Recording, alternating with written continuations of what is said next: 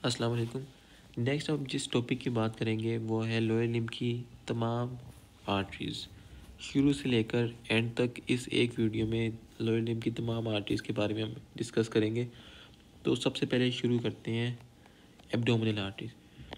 अब abdominal artery continue होती है as a common iliac artery, और कॉमन इलियक आर्टरी भी डिवाइड हो जाती है दो आर्टरीज में, एक्सटर्नल इलियक आर्टरी और internal iliac artery. External iliac artery फिर बनाती है फीमोरल आर्टरी, जबकि इंटरनल इलियक आर्टरीज में से कुछ ब्रांचेस निकलती हैं जिन्हें हम कहते हैं superior gluteal artery, inferior gluteal artery और ऑब्ट्यूरेटर आर्टरी। अब ये डायग्राम के थ्रू देखते हैं। अच्छा, ये अब आ रही है हमारे पास एब्डोमिनल आर्टरी, एब्डोमेन में, एब्डोमिनल एओर्टा इसे कहते हैं क्योंकि ये डिसेंडिंग एओर्टा की कंटिन्यूएशन होती है एब्डोमिनल एओर्टा। अब एब्डोमिनल एओर्टा डिवाइड हो जाती है कॉमन इलियक आर्टरी में, ये वाली, ये है टू कॉमन इलियक आर्टरीज, एक जाती लेफ्ट लेग और एक राइट लेग में। अब एब्डोमिनल एओर्टा डिवाइड हो गया कॉमन इलियक आर्टरी में। कॉमन इलियक आर्टरी फिर डिवाइड हो जाती है एक्सटर्नल और इंटरनल। ये है एक्सटर्नल इलियक आर्टरी, ये जो नीचे जो थाई वाले रीजन में जा रही है, और जो ग्लूटियल रीजन की तरफ जा रही है ना, ये वाली है इंटरनल इलियक आर्टरी। अब जो एक्सटर्नल इलियक आर्टरी है वो एंटर होती है थाई वाले रीजन में, यानी फीमोरल ट्रायंगल में। अब जब एक्सटर्नल इलियक आर्टरी पास करती है फीमोरल ट्रायंगल जो में एंटर होती है, लेकिन उससे पहले वो पास करती है बीनीथ द इंग्वाइनल लिगामेंट। अब जैसे इंग्वाइनल लिगामेंट के नीचे से गुजरती है, इसे हम नाम दे देते हैं फीमोरल आर्टरी का। अब ये फीमोरल आर्टरी लाई करती है फीमोरल ट्रायंगल में, और फीमोरल ट्रायंगल में पहले लाई करती है फीमोरल शीथ में, और फीमोरल शीथ की हम बात अपनी वीडियो में कर चुके हैं इससे पहले वाली। तो आगे अब फीमोरल आर्टरी कंटिन्यू होती है फीमोरल ट्रायंगल में, और फीमोरल ट्रायंगल में ये कौन कौन सी ब्रांचेस देगी? सुपरफिशियल ब्रांचेस और डीप ब्रांचेस। अब सुपरफिशियल ब्रांचेस कौन कौन सी हैं? Superficial circumflex iliac artery, superficial epigastric artery और सुपरफिशियल एक्सटर्नल प्यूडेंडियल आर्टरी। सुपरफिशियल इसलिए कहते हैं क्योंकि ये स्किन के नीचे प्रेजेंट होती हैं, और यानी डीप फेशियम के बीनीथ नहीं प्रेजेंट होती। Superficial circumflex iliac artery supplies the groin region, जो गोनेड्स होते हैं उन्हें सप्लाई करती है, यानी गोरीन रीजन। ये आप सेकेंड ईयर में पढ़ेंगे तो इसके बारे में भी डिस्कस करने की ज़रूरत नहीं है, बस ये याद रखना है कि ये गोरीन रीजन को प्रोवाइड करती है। सुपरफिशियल एपिगैस्ट्रिक एब्डोमिनल रीजन को प्रोवाइड करेगी ब्लड, और सुपरफिशियल एक्सटर्नल प्यूडेंटल एंटर हो जाती है पेरोनियल रीजन में। बस अब आपने सिर्फ याद रखने हैं ये किन किन रीजन्स में ब्लड सप्लाई कर रही है। अब फीमोरल आर्टरी बाद में 4 सेंटीमीटर बिलो इंग्वाइनल लिगामेंट एक आर्टरी देती है जिसे हम कहते हैं डीप ब्रांच, या जिसे हम प्रोफंडा फीमोरल आर्टरी भी कहते हैं।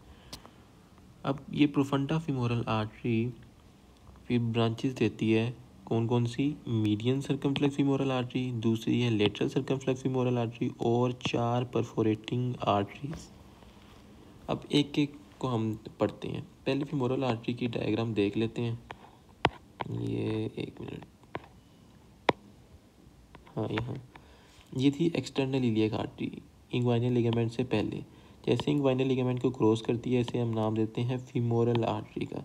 आगे ये फीमोरल आर्टरी एक्सटेंड होती है, इसमें से फिर ब्रांचेस निकलती हैं सुपरफिशियल ब्रांचेस, और उसके अलावा डीप ब्रांचेस में हमारे पास मीडियन सर्कमफ्लेक्स, लेटरल सर्कमफ्लेक्स और प्रोफंडा यानी प्रोफंडा फीमोरस होती है बेसिकली। उसमें से फिर ब्रांचेस निकलती हैं मीडियन, लेटरल और परफोरेटिंग आर्टरीज। अब बात करते हैं मीडियन सर्कमफ्लेक्स फीमोरल आर्टरी की। जो मीडियन सर्कमफ्लेक्स फीमोरल आर्टरी है ना, जो कि ब्रांच है प्रोफंडा फीमोरस, तो पहले हमें पता होना चाहिए कि प्रोफंडा फीमोरल आर्टरी किन किन मसल्स में से गुजरती है। तो it arises from the femoral artery 4 centimetre below inguinal ligament, then it descends between adductor, फिर ये डिसेंड करती है बिटवीन एडक्टर लॉन्गस और एंड एडक्टर ब्रेवस, और उसके बाद ये सेंड करेगी एडक्टर लॉन्गस एंड मैग्नस के दरमियान। पहले एडक्टर लॉन्गस और ब्रेवस, उसके बाद एडक्टर लॉन्गस और मैग्नस। अगर आप नेट जो हमारे पास एटलस है उसमें देखेंगे तो आपको बिल्कुल क्लियरली चीज़ का अंदाज़ा हो जाएगा कि किस तरह ट्रैवल करती है। उसके बाद ये निकलती है medial circumflex branch, lateral circumflex branch और परफोरेटिंग। पहले हम बात करेंगे मीडियन सर्कमफ्लेक्स जो है इसकी, मीडियन सर्कमफ्लेक्स ब्रांच। तो जो मीडियन सर्कमफ्लेक्स आर्टरी है ना, ये क्या करती है, it leaves the femoral triangle. ये फीमोरल ट्रायंगल को लीव करती है। यहाँ पर इस डायग्राम के थ्रू देखते हैं, ये है हमारे पास median circumflex femoral artery. It leaves the femoral triangle by passing between iliacus and pectineus muscle. अब ये पेक्टिनियस है और ये जो आ रहा है ना, इसे हम कहते हैं इलियोसोएस मसल। ये क्या करती है, पेक्टिनियस और इलियोसोएस के दरमियान से, इनके बिटवीन से गुजरती है और यानी फीमोरल जो है ना नेक, उसके गिर्द बाइंड कर जाती है। अब इसमें से इस आगे दो ब्रांचेस निकलती हैं, एक है ट्रांसवर्स ब्रांच और एक है असेंडिंग ब्रांच। जो ट्रांसवर्स ब्रांच है वो यानी पार्टिसिपेट करेगी इन क्रूशिएट एनास्टोमोसिस। ये बहुत इंपॉर्टेंट एमसीक्यू और वाइवा क्वेश्चन है कि ये क्रूशिएट एनास्टोमोसिस में पार्टिसिपेट करती है, जबकि असेंडिंग ब्रांच पार्टिसिपेट करती है ट्रोकेंट्रिक एनास्टोमोसिस में। इन दोनों एनास्टोमोसिस की बात हम अपनी आने वाली वीडियो में करेंगे, अभी ये याद रखना है सिर्फ। उसके बाद जो है वो है लेटरल सर्कमफ्लेक्स फीमोरल आर्टरी। अब ये लेटरल सर्कमफ्लेक्स फीमोरल आर्टरी है, ये भी आगे 3 ब्रांचेस देती है, असेंडिंग ब्रांच, ट्रांसवर्स ब्रांच और descending branch of lateral circumflex femoral artery. Ascending branch उसी तरह इसकी एनास्टोमोस करीब पार्टिसिपेट करती है हमारे पास ट्रोकेंट्रिक, और ट्रांसवर्स पार्टिसिपेट करेगी क्रूशिएट एनास्टोमोसिस में। जबकि असेंडिंग ब्रांच के किसी की नहीं यानी कुछ बुक्स में लिखा हुआ है कि ये क्रूशिएट एनास्टोमोसिस में भी पार्टिसिपेट करती है, तो ये याद रखना है। उसके अलावा ये डिसेंडिंग ब्रांच भी देती है। इसके अलावा बहुत इंपॉर्टेंट पॉइंट ये है कि मीडियन सर्कमफ्लेक्स जो आर्टरी है ना, इसमें से एक और ब्रांच निकलती है जिसे हम कहते हैं, नाम दे देते हैं पोस्टीरियर रेटिनेक्युलर आर्टरी। अब ये आर्टरी, इस आर्टरी का काम है to supply the blood to the femoral head and the neck, यानी मेनली फीमोरल नेक को ब्लड सप्लाई करती है। तो अगर हमारे पास median circumflex femoral artery rupture हो जाती है तो नेक्रोसिस हो जाएगी हमारे पास फीमोरल नेक की, तो फीमोरल नेक फ्रैक्चर इस केस में हमें दिखाई देगा। अच्छा, उसके बाद हमारे पास ये इस मीडियन होगी, लेटरल होगी, और उसके बाद है परफोरेटिंग आर्टरीज। ये परफोरेटिंग 4 परफोरेटिंग आर्टरीज होती हैं, ठीक है, जो कि एक्सटेंड होती है as a profunda femoral artery की, यानी प्रोफंडा फीमोरल आर्टरी जैसे जैसे नीचे एक्सटेंड हो रही होती है ना, ये कुछ ब्रांचेस देती है जो कि मसल्स के अंदर से परफोरेट करती हैं, उनको सप्लाई करती हैं। और चौथी जो परफोरेटिंग आर्टरी है वो है continuation of a profunda femoral artery. इसको डायग्राम के थ्रू देखते हैं नीचे यहाँ पर, हाँ यहाँ ये फीमोरल आर्टरी एक्सटेंड हो रही है नीचे डाउनवर्ड, और ये ये फीमोरल आर्टरी की ब्रांच निकलती है प्रोफंडा फीमोरल आर्टरी, और ये जा रही है, ये कहाँ गई, हाँ ये डीप आर्टरी ऑफ थाई, ठीक है, ये आ रही है प्रोफंडा फीमोरल आर्टरी। अब ये प्रोफंडा फीमोरल आर्टरी क्या नाम है, ब्रांचेस देती है परफोरेटिंग आर्टरीज। ये नज़र आ रही है, ये मसल्स को अंदर, मसल्स के अंदर पीस कर रही है, इसे हम कहते हैं प्रोफंडा फीमोरल आर्टरी। ये जो ब्रांच है इसे कहते हैं प्रोफंडा फीमोरल, और जो ब्रांचेस निकल रही है सॉरी इसे कहते हैं परफोरेटिंग आर्टरीज। मैं यहाँ पर ये देख रहा था कि ये जो है ना, ये कट सेक्शन, ये फीमोरल आर्टरी को और इसने कट किया हुआ है, तो हम इसको कंसीडर कर रहे थे फीमोरल आर्टरी। तो ये यहाँ पर ना फीमोरल आर्टरी कट हुई हुई है, तो ये क्या थी फिर, प्रोफंडा फीमोरल आर्टरी, ये जो एक्सटेंड हो रही है नीचे की तरफ, ठीक है, और ये उसने कट की हुई है। तो ये 4 centimetre just below inguinal ligament femoral artery में से ब्रांच निकलती है प्रोफंडा फीमोरल आर्टरी, और जो एक्सटेंड करती है नीचे की तरफ। अब प्रोफंडा फीमोरल आर्टरी में से निकलती थी lateral, medial circumflex femoral artery, और कुछ परफोरेटिंग 4 परफोरेटिंग आर्टरीज जो कि पीस करती है मसल्स, मेनली एडक्टर लॉन्गस और एडक्टर मैग्नस मसल को पीस करती है। तो ये हो गया प्रोफंडा फीमोरल आर्टरी। अच्छा, अब ठीक है, प्रोफंडा फीमोरल आर्टरी। अब जो फीमोरल आर्टरी है ना वो एक्सटेंड करती है डाउनवर्ड और एंटर हो जाती है पोप्लीटियल फोसा में। अच्छा, फीमोरल आर्टरी हमने तो बात कर ली ना, प्रोफंडा फीमोरल आर्टरी जो कि इसकी ब्रांच है। तो जो फीमोरल आर्टरी है उसके कोर्स की क्या, उसकी कोर्स की बात कर लेते हैं कि किन किन मसल्स के दरमियान ट्रैवल करेगी। तो एक्सटर्नल इलियक आर्टरी हमने जैसे पढ़ी, becomes the femoral artery as it passes behind the inguinal ligament, then it descends medially to thigh through femoral triangle, then moves in adductor canal, enter the adductor hiatus, exits the adductor hiatus and enter the popliteal fossa as a popliteal artery। जैसे ये पोप्लीटियल fossa में enter होगी तो इसे हम नाम दे देंगे पोप्लीटियल artery का। और पोप्लीटियल फोसा का प्रेजेंट होता है, ये it is present behind the knee, यानी sorry posterior aspect of the knee में हम कह सकते हैं। Posterior aspect of the knee में एक डिप्रेशन प्रेजेंट होता है जिसे हम कहते हैं पोप्लीटियल फोसा। अब वहाँ पर इसको नाम देते हैं पोप्लीटियल आर्टरी का। अब पोप्लीटियल आर्टरीज में से ब्रांचेस निकलती हैं जिन्हें हम कहते हैं superficial lateral genicular artery, superficial medial genicular artery, inferior lateral genicular artery और इंफीरियर मीडियल जेनिकुलर आर्टरीज। अब ये तमाम आर्टरीज पार्टिसिपेट करेंगी एनास्टोमोसिस में अराउंड द नी। इसके अलावा दो और आर्टरीज हैं जो कि पार्टिसिपेट करती हैं जेनिकुलर एनास्टोमोसिस में। और जेनिकुलर एनास्टोमोसिस बहुत इंपॉर्टेंट एमसीक्यू क्वेश्चन है। Genicular anastomosis, it is an anastomosis that is present around the knee joint। कौन कौन सी आर्टरीज? पोप्लीटियल आर्टरीज में से सुपीरियर लेटरल इन और सुपीरियर मीडियल जेनिकुलर आर्टरी, इसी तरह इंफीरियर लेटरल और इंफीरियर मीडियल जेनिकुलर आर्टरी। और इसके अलावा जैसे ही फीमोरल आर्टरी एडक्टर हाइटस में से पास करती है उससे पहले ये एक ब्रांच देती है जिसे हम कहते हैं डिसेंडिंग जेनिकुलर आर्टरी। ये डिसेंडिंग जेनिकुलर आर्टरी भी पार्टिसिपेट करती है इन द जेनिकुलर एनास्टोमोसिस। इसके अलावा आगे जाके जो इंटीरियर टिबियल आर्टरी है उसमें से एक ब्रांच निकलती है इंटीरियर टिबियल रिकरेंट आर्टरी, तो ये भी पार्टिसिपेट करती है जेनिकुलर एनास्टोमोसिस में। तो कौन कौन सी है ये? 1 2 3 4 5 और 6 आर्टरीज पार्टिसिपेट करती है एनास्टोमोसिस में। उसके बाद popliteal artery runs in the popliteal fossa and ends at the lower border of popliteus by dividing into anterior and posterior tibial artery।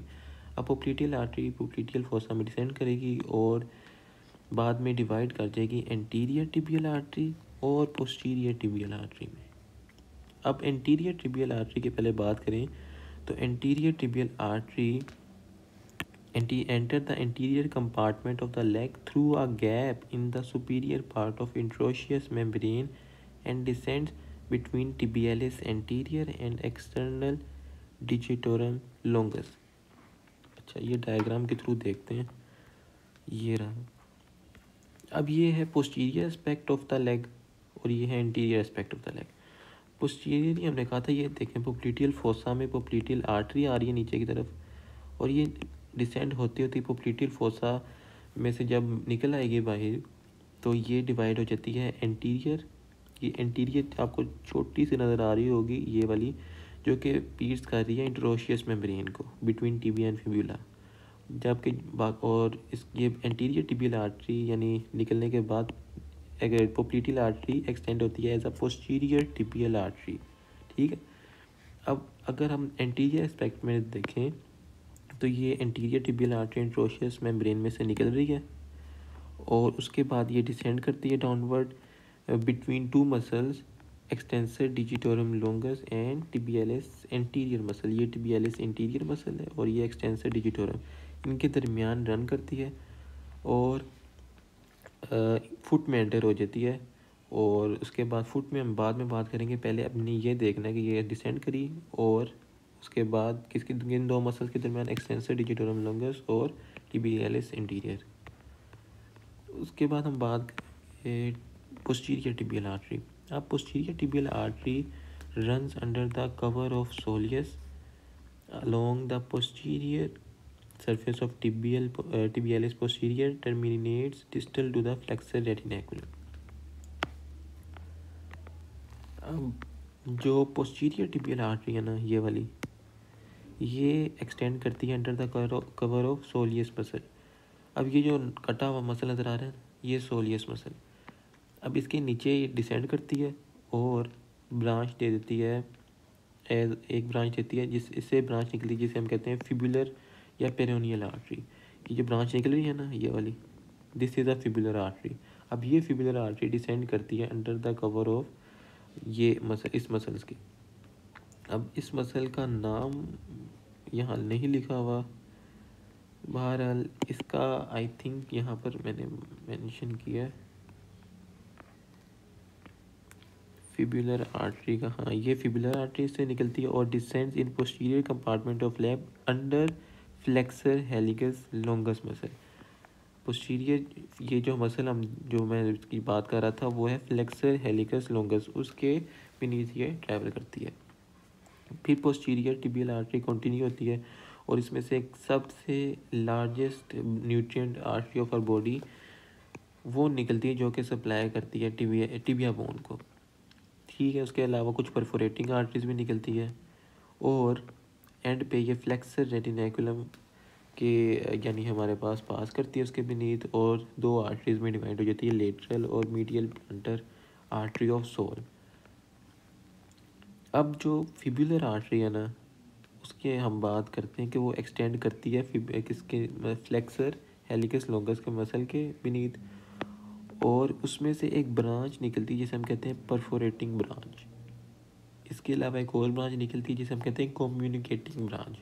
अब परफोरेटिंग ब्रांच क्या करती है, इंटरोशियस मेम्ब्रेन को पीस करती है और जाके मिल जाती है एंटीरियर लेटरल मेल्युलर आर्टरी के साथ। अब एंटीरियर मेल्युलर आर्टरी किसकी ब्रांच है, एंटीरियर टिबियल आर्टरी की, एट द लेवल ऑफ मेलुलर, जो मेलुला है ना, एंटीरियर और लेटरल और मीडियल मेलुलस, जैसे इस डायग्राम में देख, ये आ रही है एंटीरियर टिबियल आर्टरी और इसने दो ब्रांचेस थी, एंटीरियर यानी एंटीरियर मीडियल और एंटीरियर लेटरल मेलुलर आर्टरीज।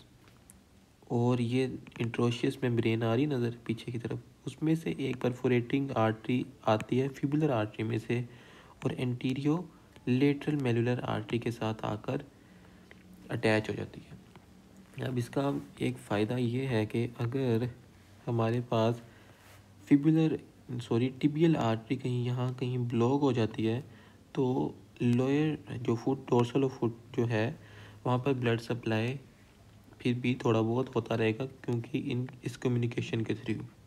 इसके अलावा पोस्टीरियर टिबियल आर्टरी और फिबुलर आर्टरी में भी एक कम्युनिकेशन है थ्रू अ कम्युनिकेटिंग ब्रांच। तो अगर पोस्टीरियर टिबियल आर्टरी यहाँ कहीं ब्लॉक हो जाती है, अगर फिबुलर आर्टरी यहाँ कहीं ब्लॉक हो जाती है तो ब्लड कम्युनिकेटिंग ब्रांच के थ्रू नीचे मूव कर सकते हैं। अब फिबुलर आर्टरी फिर एंड पे टर्मिनेट हो जाती है बाय गिविंग कैल्केनियल ब्रांचेस, जो कि कैल्केनियम बोन को ब्लड सप्लाई करते हैं। उसके बाद जो एंटीरियर टिबियल आर्टरी फिर फुट में एंटर हो जाती है।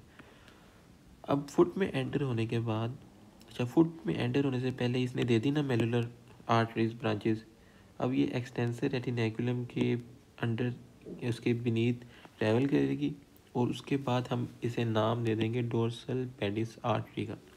अब ये डोर्सल पेडिस आर्टरी फिर देती है लेटरल टार्सल आर्टरीज और मीडियल टार्सल आर्टरीज और कंटिन्यू होती है और एक आर्च लाइक आर्टरी देती है, जिसे हम कहते हैं आर्क्यूएट आर्टरी। ठीक है, इसके अलावा एक डीप प्लांटर आर्टरी भी देती है, इसकी बात बाद में करेंगे। अब ये आर्क्यूएट आर्टरी बाद में इसमें से ब्रांचेस निकलती है जिसे हम कहते हैं डोर्सल मेटाटार्सल आर्टरीज, और डोर्सल मेटाटार्सल आर्टरीज फिर डोर्सल डिजिटल आर्टरीज में डिवाइड हो जाएंगी, डोर्सल डिजिट आर्टरीज। अब इसमें एक फ्लो चार्ट में भी देख लेते हैं। डोर्सल पेडिस आर्टरी का कोर्स क्या है, continuation of the anterior tibial artery distal to the inferior extensor retinaculum, then runs between tendon of extensor hallucis longus and extensor digitorum longus। इन दो मसल्स के टेंडन के दरमियान ये रन करती है और उसके बाद इसमें से ब्रांचेस निकलती है लेटरल टार्सल आर्टरी और मीडियल टार्सल आर्टरी जो कि टार्सल बोन को सप्लाई करती हैं ब्लड, और उसके बाद ये कंटिन्यू होती है एज एन आर्क्यूएट आर्टरी, और arcuate artery travel laterally under the tendon of extensor digitorum longus. तो इनके कोर्स को याद करने से पहले आपको इन मसल्स को याद करना पड़ेगा, फिर जाकर आपको इन्हें याद करने में आसानी होगी। तो ये एक्सटेंसर डिजिटोरम लॉन्गस के बीनीथ ट्रैवल करती है आर्क्यूएट आर्टरी, और इसमें से ब्रांचेस निकलती हैं डोर्सल मेटाटार्सल आर्टरीज।